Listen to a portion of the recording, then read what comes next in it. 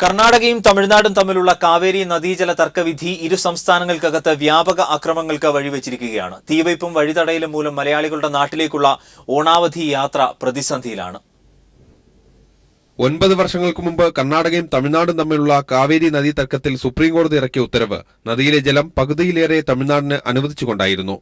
വ്യാപക പ്രതിഷേധങ്ങൾ അന്നും കർണാടകയിലുണ്ടായി. എന്നാൽ അന്നത്തെ ഉത്തരവിനെതിരെ കർണാടക വീണ്ടും കോടതിയെ സമീപിച്ചതോടെ നിലവിലെ നദീജലത്തിന്റെ അനുപാതത്തിൽ കർണാടകയ്ക്ക് അനുകൂലമായിട്ടാണ് വിധിയുണ്ടായത്. എന്നിട്ടും കഴിഞ്ഞ ദിവസങ്ങളിൽ കർണാടകയിൽ ബന്ധും വഴിതടയലും ഒക്കെ ഉണ്ടായി. പക്ഷേ സ്ഥിതിഗതികൾ ഇവിടം കൊണ്ടൊന്നും അവസാനിക്കുന്നില്ല എന്ന മട്ടിലാണ് ഈ പ്രശ്നം ചെന്നെത്തിയിരിക്കുന്നത്. പുലർച്ചെ തമിഴ്നാട്ടിലെ രാമേശ്വരത്ത് വച്ച് കർണാടക ബസ് ആക്രമിക്കപ്പെട്ടു. ഇതേ തുടർന്ന് ബംഗളൂരുവിൽ തമിഴ്നാട് വാഹനങ്ങൾക്കും വ്യാപാര സ്ഥാപനങ്ങൾക്കും വിദ്യാലയങ്ങൾക്കുമെതിരെ വ്യാപക അക്രമങ്ങൾ ഉണ്ടായി. പോലീസ് കാഴ്ചക്കാരാവുന്ന സ്ഥിതിവിശേഷമാണ് അവിടെ നടമാടിയത്. അഗ്നിക്കിരയാക്കിയത് കൂടാതെ അന്തർസംസ്ഥാന പാതയിലുടനീളം ഗതാഗത തടസ്സവും സൃഷ്ടിക്കപ്പെട്ടു. തമിഴ്നാടിന്റെ ഉടമസ്ഥതയിലുള്ള ബസ് ഡിപ്പറ്റിന് സമരാനുകൂലികൾ തീയിട്ടു. 40ഓളം ബസ്സുകൾ കത്തിച്ചാമ്പലായി. കേന്ദ്ര സർക്കാർ ഇനിയും ഇടപെട്ടിട്ടില്ലാത്ത ഈ നദീപ്രശ്നം ഇരു സംസ്ഥാനങ്ങൾ തമ്മിലുള്ള ആഭ്യന്തര കലാപമായി മാറാനുള്ള സാധ്യത പോലും തള്ളിക്കളയാനാകില്ല. വേണ്ടത്ര മുൻകരുതൽ കൈക്കൊള്ളാതിരുന്നതിനാൽ ഓണം ആഘോഷിക്കാൻ കേരളത്തിലേക്ക് പുറപ്പെടേണ്ട മലയാളികൾ പലയിടത്തായി കുടുങ്ങിയിരിക്കുകയാണ്. കേരള സർക്കാർ ഇവരെ നാട്ടിലെത്തിക്കുവാനുള്ള തീവ്ര ശ്രമത്തിലുമാണ്. News desk. ബംഗളൂരുവിൽ പ്രതിസന്ധിയിലായ മലയാളികൾക്ക് സർക്കാർ സഹായം. ട്രാൻസ്പോർട്ട് സെക്രട്ടറി KR ജ്യോതിലാൽ നാളെ കർണാടകയിലേക്ക് പോകും. കോർഡിനേറ്ററായി ദുരന്ത നിവാരണ സേനാ ഉദ്യോഗസ്ഥൻ പ്രദീപിനെ നിയമിച്ചു. കേരളത്തിലേക്ക് വരുന്ന ട്രെയിനുകളിൽ അഡീഷണൽ കോച്ചുകൾ ഘടിപ്പിക്കാൻ നിർദ്ദേശമുണ്ട്. പ്രശ്നപരിഹാരത്തിനായി ട്രാൻസ്പോർട്ട് കമ്മീഷണറെ ചുമതലപ്പെടുത്തിയതായി മന്ത്രി AK ശശീന്ദ്രൻ പറഞ്ഞു. വിശ്വാസ്യത തെളിയിക്കാൻ മരുന്ന് സ്വയം കഴിച്ച ഡോക്ടർ PA ബൈജു അന്തരിച്ചു. 9 വർഷം മുൻപ് താൻ കുറിച്ചു നൽകിയ മരുന്ന് കഴിച്ച സ്ത്രീ കുഴിഞ്ഞു വീണതിനെ തുടർന്നാണ് ഡോക്ടർ ബൈജു തന്റെ വിശ്വാസ്യത തെളിയിക്കാൻ അതേ മരുന്ന് കഴിച്ചത്. തുടർന്ന് ശരീരം തളർന്ന് സംസാരശേഷി നഷ്ടപ്പെട്ട കിടപ്പിലായിരുന്നു ഡോക്ടർ. 9 വർഷകാലത്തെ ശയ്യാ ജീവിതത്തിന് വിരാമമിട്ട് ഇന്ന് രാവിലെ 4:30 മൂവാറ്റുപുഴയിലെ വസതിയിലായിരുന്നു അന്ത്യം. മരുന്നിൽ പിന്നീട് കീടനാശിനിയുടെ അംശം കണ്ടെത്തിയിരുന്നു.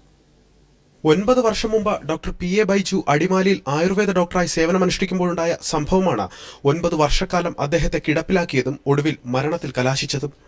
2007 ജനുവരി 27 ശാന്ത എന്ന സ്ത്രീ ചികിത്സയ്ക്കായി ഡോക്ടറുടെ അടുത്തെത്തി. പരിശോധനയ്ക്ക് ശേഷം രസനപഞ്ചകം എന്ന കഷായം ഡോക്ടർ ബൈജു ഇവർക്ക് കുറിച്ചു കൊടുത്തു.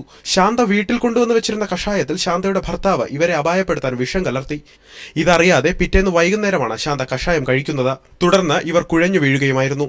വിവരമറിഞ്ഞു കൂടിയ ആളുകളോട് ശാന്ത പറഞ്ഞത് ഡോക്ടർ ബൈജു കുറിച്ച് നൽകിയ കഷായം കഴിച്ചപ്പോഴാണ് കുഴഞ്ഞു വീണതെന്നാണ്.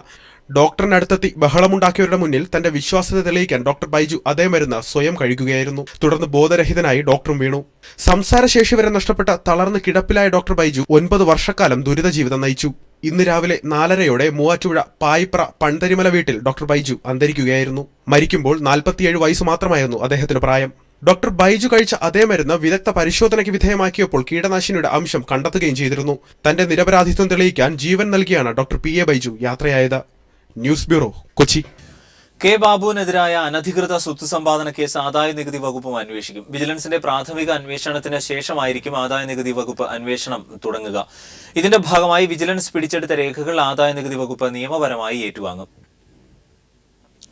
മദ്യത്തിന്റെ ഗുണനിലവാരം ഉറപ്പാക്കാൻ കർശന മാനദണ്ഡങ്ങൾ അടങ്ങിയ വിജ്ഞാപനം കേന്ദ്ര ഭക്ഷ്യസുരക്ഷാ അതോറിറ്റി പുറത്തിറക്കി. ഇപ്പോൾ മദ്യത്തിൽ ഉപയോഗിക്കുന്ന പല രാസവസ്തുക്കളും കളറുകളും മദ്യത്തിൽ നിന്ന് ഒഴിവാക്കാനാണ് നിർദ്ദേശം.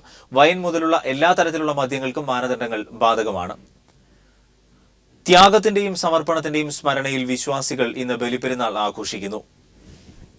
സംസ്ഥാനത്തിന്റെ വിവിധ ഇടങ്ങളിൽ നടന്ന പ്രാർത്ഥനാ ചടങ്ങിൽ നൂറുകണക്കിന് വിശ്വാസികളാണ് പങ്കെടുത്തത്. ഗൾഫിലും പെരുന്നാൾ വിപുലമായി ആഘോഷിക്കുകയാണ്. പെരുന്നാളിനോട് അനുബന്ധിച്ച് ഗൾഫ് നാടുകളിലും പ്രത്യേക ഈദ്ഗാഹുകളും പ്രാർത്ഥനാ ചടങ്ങുകളും സംഘടിപ്പിച്ചിരുന്നു.